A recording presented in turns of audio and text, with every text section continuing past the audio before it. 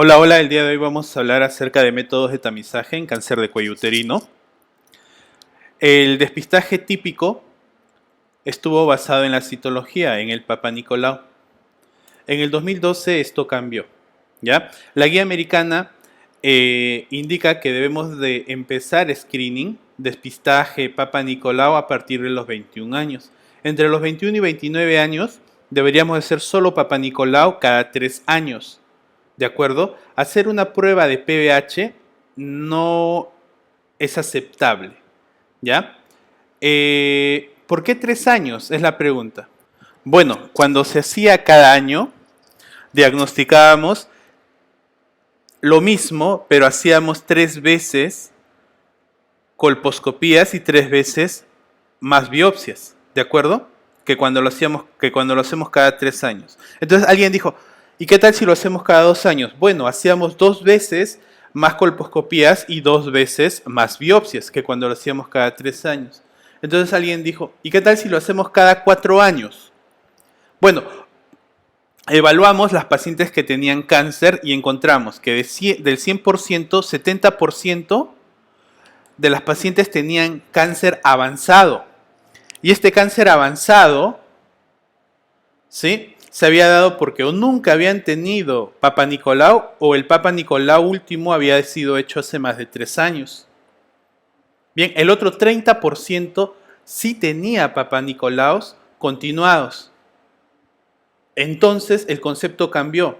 ¿Cuál fue la diferencia? Que estas pacientes que tenían Papa Nicolau continuado tuvieron diagnóstico de cáncer en estadios tempranos, o sea, enfermedad curable. Entonces, el concepto de Papa Nicolau cambió. Papa Nicolau no previene cáncer. Papa Nicolau permite identificar el cáncer y diagnosticarlo en su etapa preinvasora o en su etapa invasora temprano, cuando aún es operable y cuando aún es curable. ¿Correcto? Entonces, por esa razón es que el intervalo cambia y actualmente es cada 3 años. Y a partir de los 30 a 65 años, la opción preferida es hacer COTES. ¿Qué es esto? Hacer Papa Nicolau y hacer prueba de tipificación viral de PBH, del papilomavirus. ¿De acuerdo? En lugares donde no hay la opción de hacer la prueba viral, es aceptable hacer Papa Nicolau cada 3 años.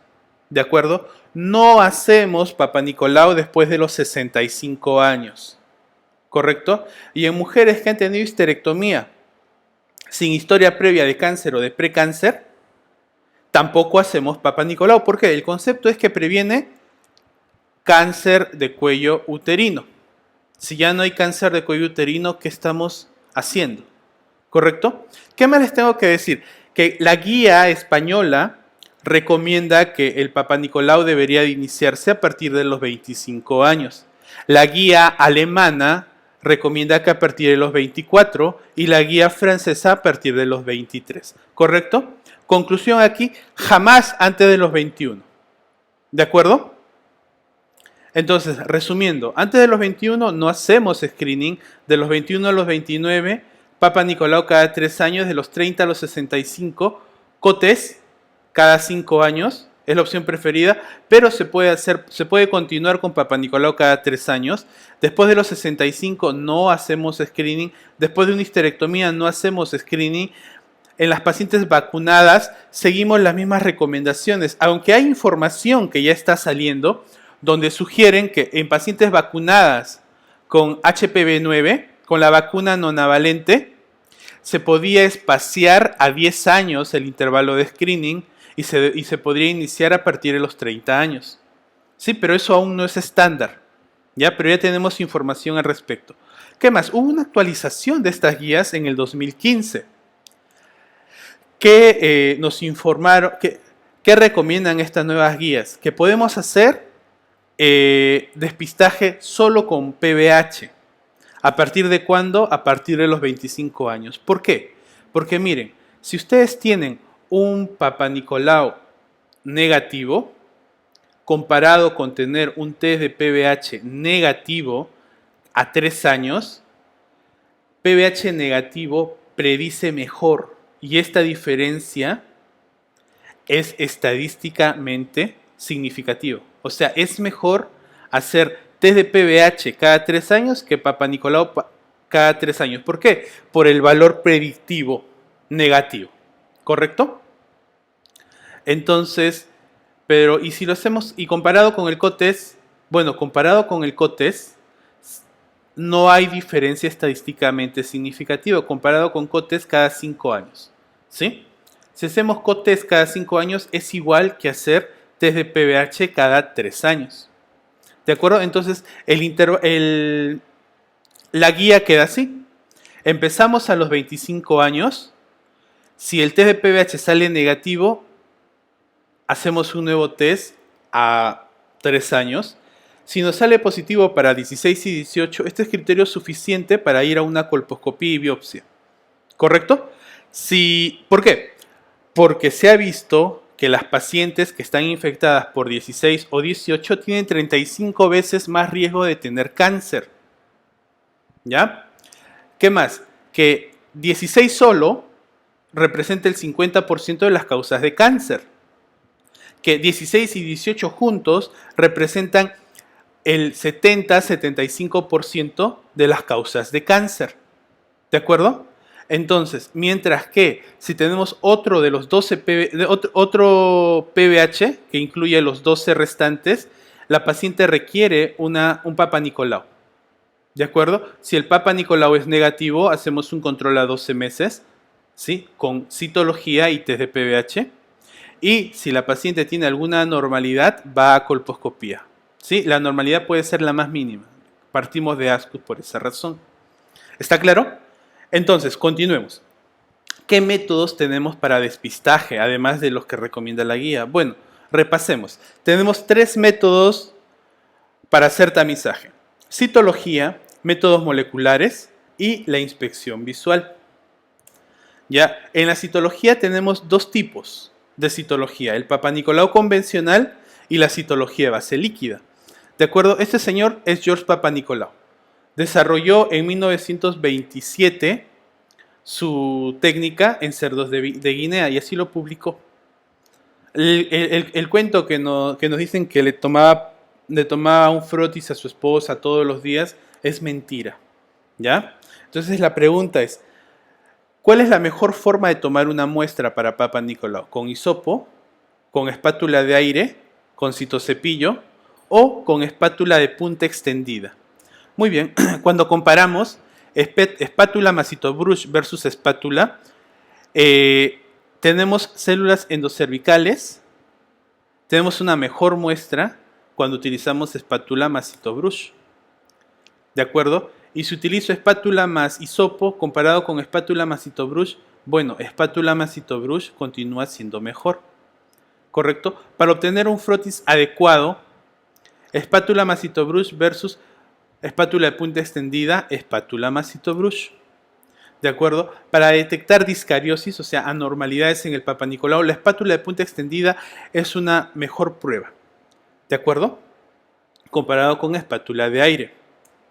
Cuando comparamos discariosis igual espátula más citobrush versus espátula de aire sola, no hay diferencia estadísticamente significativa. Por lo tanto, la espátula con citocepillo es la mejor forma de recolectar una muestra para Papa Nicolau, ya que vamos a obtener células endocervicales. ¿Correcto? Tenemos frotis más adecuados. Y las espátulas de punta extendida me permiten detectar más casos de discariosis. ¿Por qué? Porque estoy raspando endocervix. ¿Correcto? Entonces, comparamos. Esta es la técnica para hacer citología convencional Papa Nicolau. Y esta es la técnica para hacer citología base líquida. ¿Correcto? ¿Cuál es la sensibilidad del Papa Nicolau? La sensibilidad para NIC2 o más es del 50%. Pero, señores, esto es para una muestra de Papa Nicolau, ¿correcto? Como se darán cuenta, con cada Papa Nicolau adicional la sensibilidad va aumentando, ¿correcto? Entonces Papa Nicolau es y ha sido la mejor prueba para despistaje. ¿Por qué razón? Porque tiene un factor acumulativo de diagnóstico. ¿Cuál es el problema? El problema de Papa Nicolau es que necesitas que la paciente vuelva. ¿Sí? Eso se llama compliance. que la paciente se realice muchos Papa Nicolaos a lo largo de su vida. ¿Correcto? Esto funcionó en Estados Unidos, funcionó en Inglaterra, funcionó en Australia, ¿sí? Disminuyendo su tasa de diagnóstico de cáncer de cervix. Pero en América Latina y países pobres no funcionó porque la gente tiene un tema cultural y no regresa, ¿no? Tenemos limitaciones geográficas y económicas, ¿correcto? Entonces viene la otra pregunta. ¿Qué es mejor, citología de base líquida o citología convencional? Bueno, esto es uno de los dos estudios randomizados que hay que comparan ambas pruebas. Entonces no hay diferencia entre hacer citología de base líquida o citología convencional para el diagnóstico de lesiones de alto grado, ¿correcto? Pero sí hay una diferencia en relación a los ASCUS. Cuando hacemos citología de base líquida, según este estudio, diagnosticamos más ASCUS con citología de base líquida. ¿De acuerdo? Esto tiene implicancia diagnóstica o pronóstica. En realidad no, porque lo que me interesa es diagnosticar lesiones de alto grado, ¿correcto? Entonces no existe comparativamente una ventaja diagnóstica de hacer citología de base líquida. Entonces la citología de base líquida tendrá alguna ventaja sobre Papa Nicolau. La única ventaja que tendría es que en una sola muestra podría ser citología y podría ser test de PBH, ¿correcto? Mientras que si hago un test, si hago un Papa Nicolau convencional, tendría que tomar una segunda muestra para hacer un test de PBH, ¿correcto? Entonces, ya hablamos que existen tres métodos de despistaje, de tamizaje. Uno, los métodos, la citología, ¿sí? Tenemos dos tipos, convencional, Papa Nicolau estándar versus citología de base líquida, y tenemos métodos moleculares. Los métodos moleculares pueden ser de tres tipos: test sin amplificación, hibridación in situ. Esto se usa solo para laboratorio actualmente, para estudios de investigación. Métodos de amplificación de señal, esto se llama captura híbrida, son métodos cóctel, ¿de acuerdo? Tengo un reactivo A y tengo un reactivo B. El reactivo A es para PBHs de bajo riesgo y el reactivo B es para PBHs de alto riesgo, ¿sí? Entonces hago la mezcla con la muestra y va a haber una reacción. Si la reacción es positiva para el reactivo A, digo que la paciente tiene PBH de bajo riesgo. Y si la reacción es positiva con el reactivo B, digo que la paciente tiene PBH de alto riesgo. ¿Cuál PBH? No lo sé, no me lo dice. ¿Cuántos PBHs? Tampoco me lo dice. ¿Correcto? Simplemente me dice que es positivo o negativo. ¿Correcto? Sin embargo, tengo test con amplificación del blanco. Esto es PCR, reacción de cadena de polimerasa. Entonces aquí sí voy a tener clonas que se van a amplificar con una DNA polimerasa y me van a permitir identificar cuál PBH infecta a la mujer y cuántos PBHs le están infectando. ¿Correcto? Entonces, tres métodos moleculares, ¿sí? Métodos directos, métodos con amplificación de señal y métodos con amplificación del blanco. ¿Correcto? Esto es lo que hablábamos, captura híbrida. Incluye dos cócteles, ¿sí? Cóctel A, cóctel B, ¿correcto? Mientras que PCR utiliza clonas de ADN bajo una reacción enzimática de DNA polimerasa, ¿correcto? Entonces, para términos prácticos, ambos son altamente reproducibles y ambos son comparables. ¿De acuerdo? La diferencia es que PCR se puede contaminar fácilmente con ADN extraño, ¿ya? Mientras que captura híbrida no. ¿Cuál es la otra ventaja? Que cuando hacemos PCR, por cada corrida vamos a evaluar 90 muestras, entre 30 y 90, mientras que con captura híbrida podemos por corrida evaluar 300 muestras.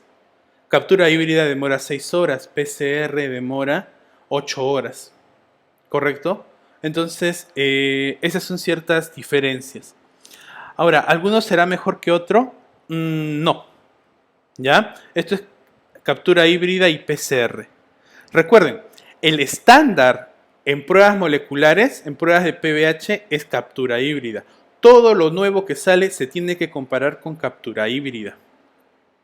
¿Sí? ¿Claro? Entonces, la sensibilidad, ¿ya?, de una prueba molecular es mucho, mucho mayor que una citología. ¿Ya? Entonces, acá podemos ver, PBH es mucho más sensible, pero es menos específico que Papa Nicolau. ¿Qué significa especificidad? Nuevamente, son los verdaderos sanos identificados por la prueba. O sea que los verdaderos sanos más, la especificidad más los falsos positivos van a significar los verdaderos sanos. Entonces significa que, comparado con Papa Nicolau, captura híbrida me da más falsos positivos. ¿Quiénes son estos? Aquellos que son positivos a la prueba, pero aún no tienen lesión. ¿De acuerdo? Entonces no sabemos si tienen una infección por PBH transitoria o tienen una infección por PBH persistente. ¿Correcto? ¿Qué más? La incidencia de PBH empieza a disminuir, ¿sí?, a partir de entre los 20 y los 30 años. A partir de los 35 años, esta pendiente de disminución, de aclaramiento, disminuye. ¿De acuerdo? Entonces es menor el número de mujeres que va a aclarar el virus. Por esa razón es que antes de los 30 años no hacíamos PBHs. ¿Correcto? Porque yo asumo que la mujer está infectada y está infectada de un PBH de infección transitoria. ¿Correcto? Ahora, el valor predictivo. Miren, cuando tenemos un Papa Nicolau negativo comparado con un PBH negativo, el PBH negativo me indica que hay 2 veces menos riesgo. ¿De acuerdo? Y si tenemos un PBH positivo, la probabilidad de tener cáncer cuando tengo un Papa Nicolau positivo es de 1.6 y la probabilidad de tener cáncer cuando tengo un PBH de alto riesgo es de 6.5. O sea, predice 5 veces mejor, ¿correcto?, el riesgo. ¿Ya? Por esa razón es que, como predice tan bien, la combinación de Papa Nicolau y test de PBH se hace un intervalo mayor. ¿Cuánto es este intervalo? 5 años. ¿Correcto? ¿Está claro?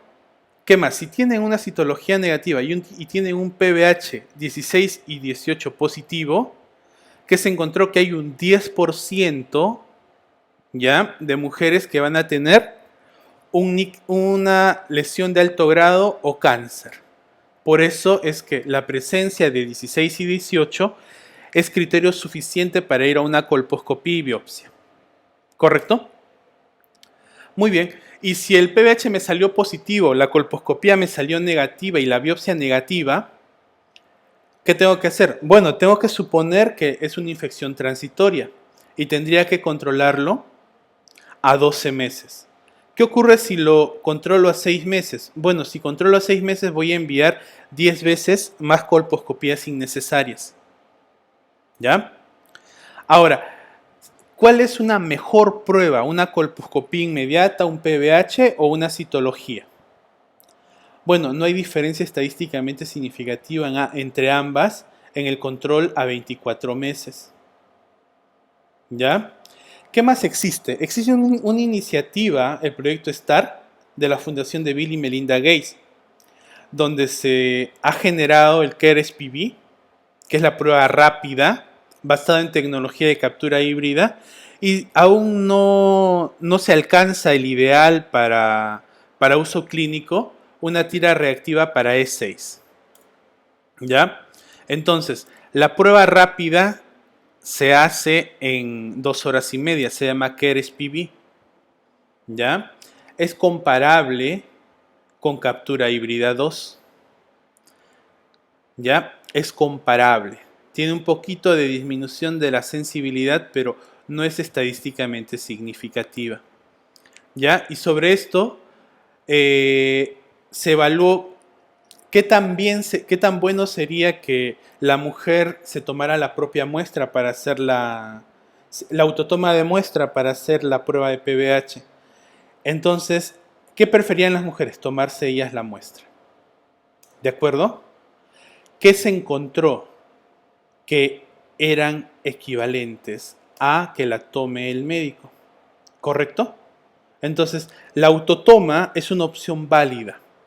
¿Sí? Entonces se le entrega un hisopo a la paciente y la paciente extrae una muestra de moco cervical y eso es lo que se deposita para la reacción, para el estudio. ¿De acuerdo? Y tiene el mismo rendimiento que cuando lo hace el médico colocando un espéculo y todo eso. ¿Está claro? Entonces hay un alto nivel de concordancia.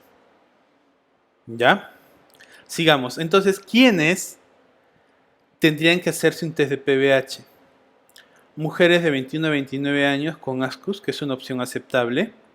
A partir de los 30 años, aquellas que tengan ASCUS o como parte de la rutina, en posmenopáusicas como parte de la rutina, aquellas que tienen ASCUS o aquellas lesiones de bajo grado. ¿Correcto? Existen infinidad de pruebas. Estas son las pruebas cóctel. Acá, para mostrarles que aquí está captura híbrida 2, para mostrarles que está KERES-PB, que es una prueba cóctel, y aquí está Cervista, ¿de acuerdo? Cervista pretende ser una mejora de captura híbrida 2, ¿por qué? Porque además, ya, les permite, les da un tercer cóctel, ¿sí? El reactivo C, que es Cervista HPV 1618 test, ¿de acuerdo? Acá también tenemos a Cobas 4800. ¿Está claro? Entonces hay técnicas de hibridización, microarray, suspensión array, electroforesis en gel, ¿ya? Basados en E6 y E7, basados en DNA, ¿sí? Y finalmente, recapitulemos, tenemos métodos de citología, tenemos métodos moleculares y tenemos métodos de inspección visual. Los métodos de inspección visual son 3, ¿sí? Bueno, en realidad son más, pero lo habitual son IVA, BILI. IVA es inspección visual con ácido acético, BILI es inspección visual con Lugol y colposcopía. ¿De acuerdo? Sobre IVA existe una prueba adicional donde se toma una fotografía y se magnifica. Eso se llama cervicoscopía, ¿correcto? Y existen pruebas de electroforesis que me permiten... no, perdón. Ya, como espectroscopía, ¿sí? Que van a incluir los PROP, ya es un escáner que se coloca sobre el cuello uterino y va a ser una espectroscopía, eso se llama TrueScan, y les va a decir, de acuerdo a la acumulación de sustancias químicas, si están frente a un cuello enfermo o un cuello sano. ¿De acuerdo? Pero aún no es estándar. ¿Ya? Entonces vamos a hablar de los métodos alternativos que son más o menos estándar y aceptados. ¿De acuerdo? Este es un metaanálisis que hizo el doctor Sankanarayan en la India. ¿Qué encontró? Que IVA tiene una sensibilidad del 79%. ¿Sí? Y esta sensibilidad es plana, ¿ya? No es acumulativa. Entonces, si hacen 100 IVAs, siempre van a encontrar esta sensibilidad. ¿Qué más encuentran? Que Billy es mucho más sensible, ¿sí? 91%. ¿Sí? ¿Qué más? Que la especificidad es la misma tanto para IVA como para Billy. ¿De acuerdo? Entonces, ¿qué esperamos y no cambiamos hacia métodos de inspección visual? Es que el problema no es tan sencillo. Si nosotros vemos el rango de sensibilidad, varía de 14% a 95%. Estos son rangos muy amplios, o sea, la prueba puede ser muy mala o puede ser muy buena. Esto depende de quién lo realice. Generalmente usamos IVA en lugares alejados de extrema pobreza y donde no hay un profesional de salud eh, escolarizado, como un médico, una obstetriz o una enfermera. Esto lo hace el personal técnico. Entonces, por eso varía tanto. ¿Ya? Y la especificidad también es muy variable, va del 14 al 98%. El valor predictivo negativo va del 92 al 99% y miren el valor predictivo positivo, va del 2% al 73%. O sea, tiene muchas variables y esa es la debilidad de los métodos de inspección visual, que tienen mucha variabilidad intraobservador y tienen mucha variabilidad intraobservador. ¿Correcto? Entonces, y no existe forma de estandarizar esto porque es una prueba subjetiva. ¿Correcto? Entonces, ¿qué es un IVA positivo? Una lesión acetoblanca bien definida, color blanco ostión. ¿De acuerdo? Que está en la zona de transformación. Entonces, ¿es útil IVA? Bueno, sí, es útil. Miren, la incidencia estandarizada por edad en la India usando IVA fue de 0,75. ¿De acuerdo? Significa que la incidencia de cáncer disminuyó en 25%. Sí, la tasa de mortalidad es de 0,65, o sea, disminuyó en 35%. Entonces, a ver, recapitulemos. En los años 40, en Estados Unidos, la incidencia de cáncer era de 35 por 100.000 mujeres. En los años 80, 40 años después, la incidencia era de 3 a 4 por 100.000 mujeres. O sea, disminuyó en 10 veces. ¿De acuerdo? De 35 a 3. ¿De acuerdo? Entonces, nuevamente, si evaluamos esto, Papa Nicolau demostró ser mejor que IVA en el tiempo. ¿Sí? ¿Qué más? Y dependerá de la edad, por supuesto. Miren, la prevención de cáncer fue mayor entre los 30 y 39 años. Fue intermedio entre 40 y 49 años y no fue útil entre los 50 y 59 años. ¿Por qué? Porque la lesión se diagnostica ¿dónde? En la zona de transformación. ¿Correcto? Y en una mujer posmenopáusica la zona de transformación se introdujo al canal. O sea, puede existir lesión y yo no la veo. ¿Correcto? Entonces, ¿y combinar pruebas será útil? Bueno, miren, si combinamos pruebas, si combinamos miren, esto es inspección visual, ¿sí? Sola, esto es Papa Nicolau solo, esto es test de PBH solo, ¿sí? 75, 82 y 72% de sensibilidad, ¿ya? Ahora, ¿qué pasa si combino inspección visual con Papa Nicolau? La sensibilidad cae entre el 40 y el 70%. ¿De acuerdo? Al 40 o al 70%. ¿De acuerdo? O sea, de alrededor del 75-80% cae a ¿cuánto? Alrededor del 50%. Y yo para hacer screening, para hacer despistaje, para hacer tamizaje, ¿qué necesito? Una prueba muy sensible. ¿Correcto? ¿Está claro? Ahora, ¿qué pasa si combino un método de inspección visual con test de PBH? La sensibilidad cae al 50%. Ojo, aumento mi especificidad, pero mi sensibilidad cae. ¿Correcto? Por eso es que la mejor combinación es una prueba moderadamente sensible y altamente específica con una prueba altamente sensible y moderadamente específica. Esto es Papa Nicolau y PBH. Entonces, ese señor se llama Hinselmann y en 1924 creó la colposcopía. Y creó todo, creó la nomenclatura que usamos actualmente. Lo que ha cambiado es que lo hemos organizado de otra manera, pero la esencia de su creación no ha cambiado. ¿Sí? Es un microscopio, ¿sí? O es una cámara de video de alta resolución. ¿sí? Ya hablamos de que la prueba como prueba secuencial diagnóstica es muy buena, pero como screening no es útil. ¿Por qué razón? Porque con la colposcopía ustedes van a ver tejido más grueso, ¿de acuerdo? Ese es el epitelio aceto blanco.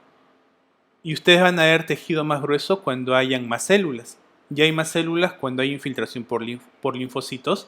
O sea, esto es procesos inflamatorios.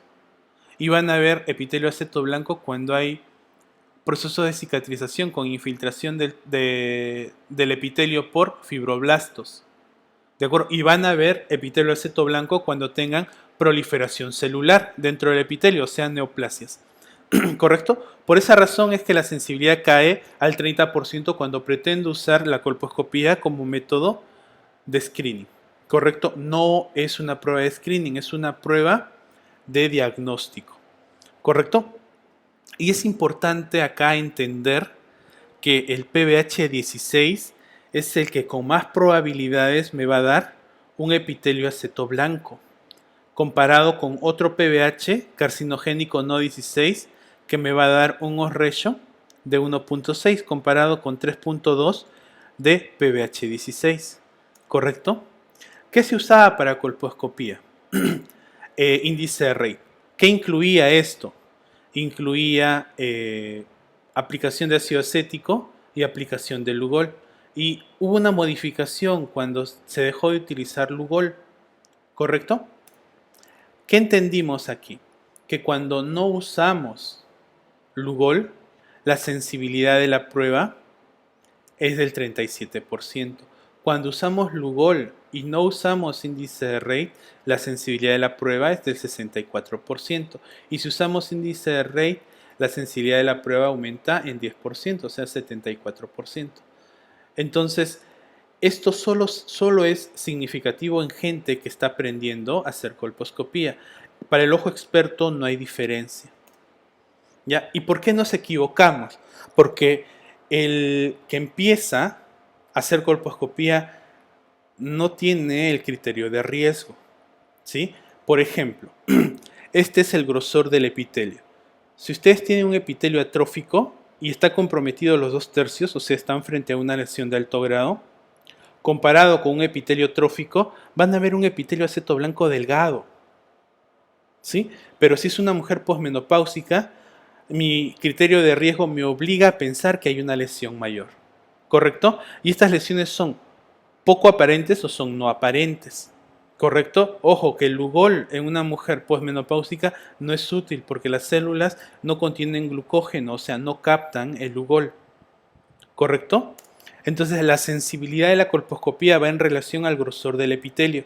Si tengo un epitelio muy atrófico, la sensibilidad solo va a ser del 30%, ¿correcto?